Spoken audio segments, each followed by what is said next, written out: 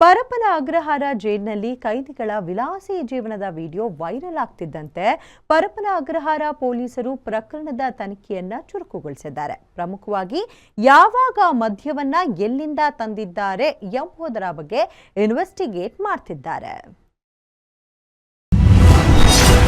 ವಿಚಾರಣಾ ಕೈದಿಗಳ ಪಾರ್ಟಿಯಲ್ಲಿದ್ದ ಎಣ್ಣೆ bottle ಎಫ್ಎಸ್ಎಲ್ಗೆ. FSL ವರದಿಯ ನಂತರ ಹೊರಬೀಳಲಿದೆ ಅಸಲಿ ಕಹಾನಿ.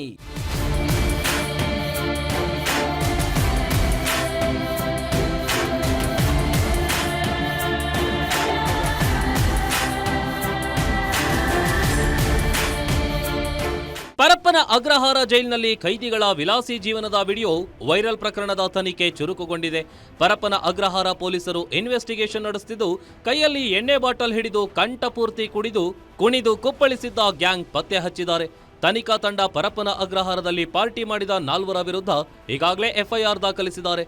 ಕಾರ್ತಿಕ್ ಅಲಿಯಾಸ್ ಚಿಟ್ಟೆ ಧನಂಜಯ್, ಮಂಜುನಾಥ್ ಅಲಿಯಾಸ್ ಕೋಳಿ ಮಂಜಾ, ಚರಣ್ ರಾವ್ ಸೇರಿದಂತೆ ಮೋಜು ಮಸ್ತಿ ಮಾಡಿದ್ದ 4 ಕೈದಿಗಳ ವಿರುದ್ಧ ಎಫ್ಐಆರ್ ದಾಖಲಾಗ್ತಿದ್ದಂತೆ ಕೈದಿಗಳ ಎಣ್ಣೆ ಪಾರ್ಟಿಯ ಬಾಟಲ್ ಗ್ಲಾಸ್ಗಳನ್ನ ಎಫ್ಎಸ್ಎಲ್ಗೆ ಕಳಿಸಿದ್ದಾರೆ.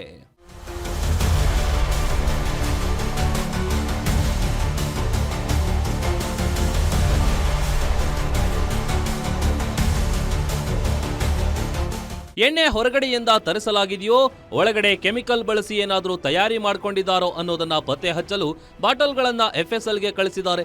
ಪರಪ್ಪನ ಅಗ್ರಹಾರ ಜೈಲಿನ ಬ್ಯಾರಕ್ 8ರಲ್ಲಿ ರೂಮ್ ನಂಬರ್ 7ರಲ್ಲಿ ನಿಷೇಧಿತ ವಸ್ತುಗಳನ್ನ ಇಟ್ಕೊಂಡು ಡ್ಯಾನ್ಸ್ ಮಾಡಿರೋದು ಗೊತ್ತಾಗಿದೆ.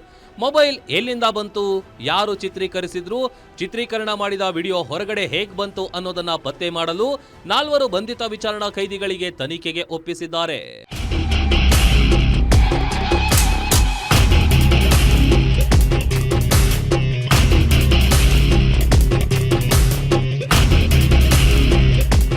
ಪರಪ್ಪನ ಅಗ್ರಹಾರ ಜೈಲಿನಲ್ಲಿ ವಿಚಾರಣಾ ಕೈದಿಗಳ ವಿಲಾಸಿ ಜೀವನದ ವಿಡಿಯೋ ವೈರಲ್ ಮಾಡಿರೋ ಆರೋಪದ ಮೇಲೆ ನಟ ದರ್ಶನ್ ಆಪ್ತ ಧನ್ವೀರ್ನನ್ನ ವಿಚಾರಣೆ ಮಾಡಿದ್ರು. ನಟ ಧನ್ವೀರ್ ಮೊಬೈಲ್ನಲ್ಲಿ ಒಂದಷ್ಟು ವಿಡಿಯೋಗಳು ಡಿಲೀಟ್ ಆಗಿರುವ ಶಂಕೆ ವ್ಯಕ್ತವಾಗಿದೆ. ಆತನ ಮೊಬೈಲ್ ಸೀಸ್ ಮಾಡಿ ಎಫ್ಎಸ್ಎಲ್ಗೆ ಕಳಿಸಿದ್ದಾರೆ. ನಟ ಧನ್ವೀರ್ಗೆ ವಿಚಾರಣೆಗೆ ಹಾಜರಾಗಲು ನೋಟಿಸ್ ಕೊಡಲಾಗಿತ್ತು. ಆದರೆ ಇಂದು ನಟ ಧನ್ವೀರ್ ವಿಚಾರಣೆಗೆ ಹಾಜರಾಗಿಲ್ಲ. ಮೊಬೈಲ್ ರಿಟ್ರೀವ್ ವರದಿ ಬಂದ ಕೂಡಲೇ ಮತ್ತೆ ಕರೆಯಲು ಪೊಲೀಸರು ಮುಂದಾಗಿದ್ದಾರೆಂದು ತಿಳಿದು ಬಂದಿದೆ. Ajay Kumar, crime bureau, guarantee news, Bengaluru.